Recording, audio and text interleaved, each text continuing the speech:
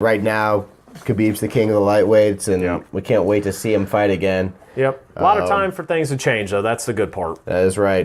And that'll take us into the featherweight division. Your division. Your favorite division. No, I don't know about that, but my favorite fighters division, that's for sure.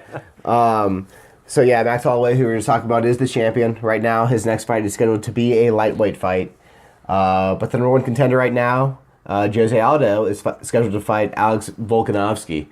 And though I was pushing for an Aldo Ortega fight, Sure. This fight's going to be fantastic, and I would assume that the winner of this is right back in contention. Yeah, for the title. It was a wonderful matchup. They did it smart. I mean, Volkanovski retired Chad Mendes, who was no joke in that division. So all he has after this fight is to move right up the ranks, because you have Frankie Edgar that came off a loss to Brian Ortega, then won against Cub. You have Ortega, who beat Frankie, who lost to Max. Everything falls in line. Instantly, if Alexander wins this, he's going up to fight. Same thing with Aldo. He's already at number one, so there's no one else that I need to fight except Max. Mm-hmm. Win or lose, and I know we keep bringing this up, but win or lose to Max on that lightweight fight against Dustin, he is still the champ. He is still the guy to come and try to take the belt from.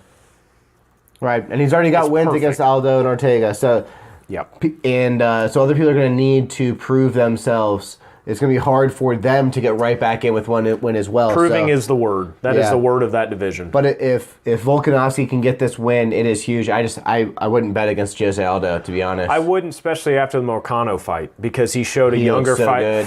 He showed a younger fighter, hey, I'm going to stop you from moving around the cage by a shot, and then I'm going to tee you up on that shot with everything I have. And the thing that people forget about, Jose Aldo used to win a lot of fights by breaking your legs down to where you did not have your fundamentals. Jose's gotten away from that, but I actually like it because he is now chipping away at parts of your game that you usually do well. Jeremy Stevens, he took him out with a liver shot. Then he goes to Moicano and lets none of Marcano's aggressiveness come out because Aldo is overwhelming him. Jose has so many tools that Jose could go into a Max Holloway fight that would be his third fight against Max and go, all right, I fought you twice, I figured you out, welcome back to the Jose show. I don't know, man. Not saying he beats him. I'm saying that he might give Max the toughest fight of his life besides the Dustin fight because he has fought him twice. But again, this is a division that you're up at the top and you're trading back and forth with the same three guys because you see each other all the time. Alexander Volkanovski can change that. He can be the new face, the new name, and possibly someone that you're talking about that's going to fight fucking Max Holloway in 2 more fights. You think he does? I think if he busts up Jose, he fights Max. You think he will bust up Jose? I think Volkanovski either goes in and goes reckless abandon and catches Jose and gets him ground and pound like Max does, or I think Jose throws like a flying knee or does his old school antics to where Volkanovski hasn't seen anybody like that. Yeah. Volkanovski fought Chad Mendes, who's a wrestler. This is a big step This is a jump. Darren Elkins. Okay, you went over Darren Elkins. Darren Elkins is literally an ox that you could beat to death with a fucking pole. But he will literally fight you the whole round, but he's not going to finish you. Besides that, all the other names on his win streak you don't hear about or their decision wins. Jose Aldo, everybody knows every name on his last fights. They're all top contenders. It is a huge jump, but if he beats Jose, absolutely. It's a big It's jump. huge. Yeah, I think Aldo wins this fight, and I think Aldo wins by stoppage. I do too. I think this, unfortunately, will be a Moicano situation where he goes, okay, this is a little different up here. This is still Jose Aldo. This is still Jose Aldo, even at 32 years old, which is nothing anymore. Yeah, and by the way, Jose is on a win streak, so he's pumped up. He's ready. Alexander also is, so there could be a flip of a coin on what happens. Yeah, I think that a win here is huge for Volkanovski and instantly makes him the next contender. The other top guys here have lost to Jose Aldo, or Ortega just lost to Max. So he becomes the next contender. If you can beat Jose Aldo, you should fight for the belt. So it's a fantastic opportunity for him. I think that Jose is going to deny that opportunity. I do too, and you also have to remember this, unfortunately. Jose Aldo might only fight 1 more year. So why is that? You think he's going to hang it up? His team and himself have talked about, you got to remember how long Jose's been around. Jose has fought everybody and made highlight tapes for all of us to watch. And Max Holloway to this day says, I am one of the greatest featherweights of all time, but the greatest featherweight of all time is Jose Aldo. For now, yeah. Because what he did from the WC, and granted, okay, he's fighting Uriah Fabers, he's fighting early young Cub Swansons, but he's demoralizing them and just showing them, I'm going to make you not walk the next day, or I'm going to flying knee you in the face and make you bleed open. Jose has always had entertaining fights. Unfortunately, Jose Aldo had his world rocked when he was starched by Conor McGregor. Yeah, but even then, he bounced back. To come back, and well. That's my other point. It's just Max Holloway is also better than him. But it's honestly, it's like over the course of a dozen years or something like crazy like that, the only fighters he's run into that had a best of that are better than him are, well, Conor McGregor caught him. Yeah. Maybe he's better than him. That could have been better anybody. than him that night. He was. That's Max one night. has proven twice now that he is better than him. But that's it. I mean, all the guys he's fought, and he's only fought the best. It's just, he was one of the guys that was just like, all right, keep sending the best guy, and I'll keep beating them.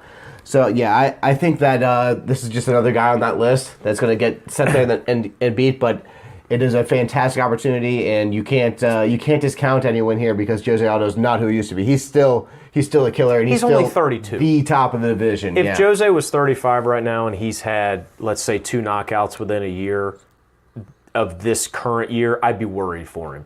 The Max Holloways, like we always say, yeah, you're going to get knocked out by Max Holloway. You're going to lose to Max.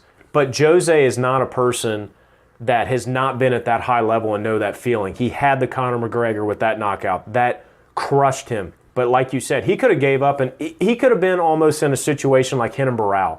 I was here at the top. I got fucked up and had a mistake. I need to come back. No, I continued to fuck up, and everyone forgot my name. No one forgets Jose Aldo. And like I said, that's a huge props from Max Holloway at his age to say, no, I've done things right now that are unbelievable, but Jose Aldo is the best featherweight of all time right now. But I think, like you said, I know we went over it again, but Volkanovski, huge jump. It's either going to be tremendous for him or he's going to have to step back in line. But regardless, Jose Aldo is going to be talking for another year, going up and fighting Brian again, Max again, Frankie again, as long as everyone stays in the division. Right. Who else do you want to see fight at the top of the division? Zabit just came off that win against Jeremy Stephens. And we talked about that last week. So I think we talked about maybe Ortega for him. I think Ortega and him is one of the most interesting fights to have while Jose's doing this with Alex. Frankie, I worry about because I know Frankie's older. I know Frankie probably only has under 3 fights left. His last fight, unfortunately, was a win over Cub Swanson by decision. That's not doing a lot in that division right now since he lost to Ortega. But Frankie could also do something crazy. I would love to see Frankie get the next shot at Max. If Max goes and win or lose for this fight against Dustin Poirier, comes back to defend his title, I would like to see Frankie get that. He was next in line. Something happened with Max, and he couldn't fight when he was supposed to because he tried to take a step. He tried to fight earlier against Khabib and cut weight, and he couldn't. So Ortega stepped in and took that fight. Yep.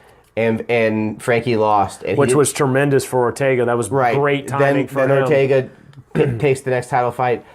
Max is the top guy that has... I mean, he isn't coming off a loss. No. He hasn't fought Max yet. I think that Frankie and Max, I would love to see that be the next title fight. What do you think about, in the meantime, though, Moicano comes up and fights Frankie?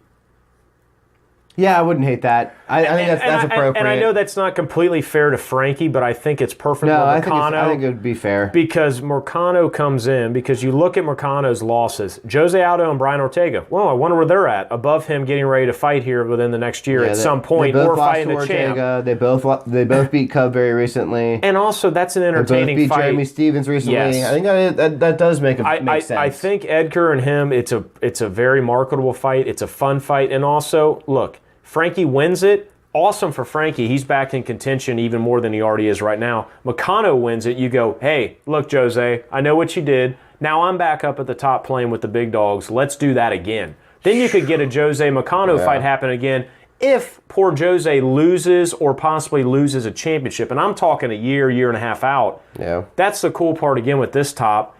And I agree with you. You get Zabit in this division as young as he is and how much he brings this division on a 5 or 6 fight winning streak right now. I think he does a lot of big things in the next year up against the guys we're talking about. I think he could beat a Frankie Edgar. I think he could beat a Brian Ortega. Jose and Max, again, is the story tell. How do you figure them out? Mm-hmm. So, yeah, I'd like to see Max active. Hopefully, I'm hoping this lightweight thing doesn't work out, and he just comes back and tears up at featherweight for a while. Yes. But up here, I wanted to see. There's a lot of new fighters he hasn't fought, and like he said, Jose Aldo is the greatest featherweight of all time. Yeah. If he wants to become the greatest featherweight of all time, he needs to start fighting all these new guys that are coming up. Yeah, everybody. So you can't just beat Jose. Yep. And I think there's a lot of opportunity for him to do just that. And a couple guys are a single fight away from taking that next spot. There are some other featherweight fighters coming up that are going to be exciting. Yeah. I mean, we just talked about Zabit, who had a big win against Jeremy Stevens. And he's blown through everybody. I mean, he has jumped so significantly ever since. Korean Zombie and Yair had that fight. I mean, Yair got fucked up by Frankie, but other than that, he's been very impressive. Yeah. Korean Zombie's... That was a level change for him. That was a huge jump to fight somebody like him. Mm-hmm. Korean Zombie's always fun to watch. Korean Zombie beat Dustin Poirier. Yes. I mean, it's... Younger Dustin Poirier, but beat Dustin Poirier. I'll agree with that. And then Kron Gracie, we just saw a fight a few weeks ago. Yeah. He would be interesting to see in the mix up here. I think he would be tested very early to see, are you going to be able to make it in this division? Because that was the biggest concern of the Gracies and everyone else is this guy going to be able to come in and throw hands with guys that only throw hands? Like a Jamie Stevens, a Josh Emmett, a Ricardo Lamas, guys that say, I don't need any fundamentals. I want to just take your fucking head off and just wear you down or kill you.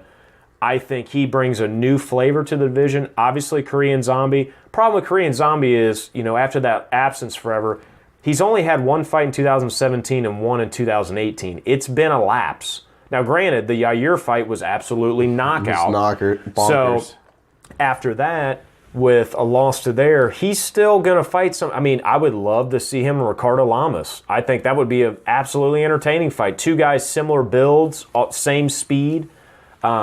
Josh Emmett, I'm sorry, I don't think he should even be in the top 10 with his wins. Yeah, he beat Ricardo Lamas with that knockout. It was a swing that connected perfectly. That happens. But, he's had some losses also. Or, I'm sorry, Ricardo's had some losses to him. Jason Knight, when he was around before he got cut, that's not that big a win. So, Ricardo needs some big names on his resume right now. And, honestly, Josh Emmett, he needs to fight soon. It's been since February of 2018. So he needs to help his stock, but everyone above, your boy Cub, we've talked about that. Cub desperately needs a win, so maybe fight a lower guy like Ricardo, Josh Emmett. Maybe Yair moves up. Since he had that big knockout over Korean Zombie, fights Cub Swanson to say, hey, you either go home for good, never fight again, or you win, you're back in. I'm not getting back to everyone getting cut from the UFC. I knew that was coming. But I honestly think that's a really money line fight. Either guy's going to get really big-time movement if they win that. Yeah, I think that there's opportunity in here as well. We've been speaking about how this division is starting to turn over, and there's some new, very, very good fighters coming up. Out of nowhere, too. Young, too. Yeah. That's the thing. Yair's 25 years old. He's got a lot. So there's going to be some challenges for Max moving forward. Do you think Max is the title holder in 2020? I do, even with the loss, like I said, over Poirier. I think he goes into 2020 with that strap because the next guy in the line is going to be Jose Aldo. If it's not Jose Aldo, it could be Alexander Volkanovski, another guy that's not very seasoned right now with that top caliber. But I do worry about 2020. Mm-hmm. I think right into 2020, you're going to get some new names testing Max that maybe is a different type fighter. And I'm not even talking about Renato or Volkanovski. I'm talking about Zabit. I'm talking about guys like Yair, even the Zombie coming back. You got guys that he has not seen recently ever or at all that type of style. I don't say his belt gets taken, but I think 2020 is going to be even some better featherweight fights just because we're putting new names into the pool.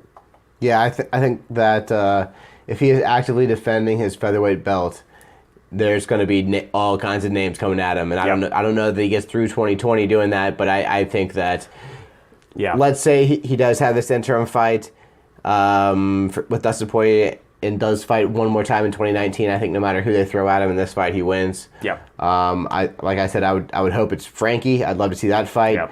But if it's another fight against Aldo or Ortega, if it's Volkanovski, I think that Max wins that fight. But I think in the next year, there's going to be some other guys that are going to challenge him, and it's going to be several challenging fights. But for now, I see him going into 2020 as the featherweight champion. Agree. So as we continue to look forward, next weekend we have Fight Night 147.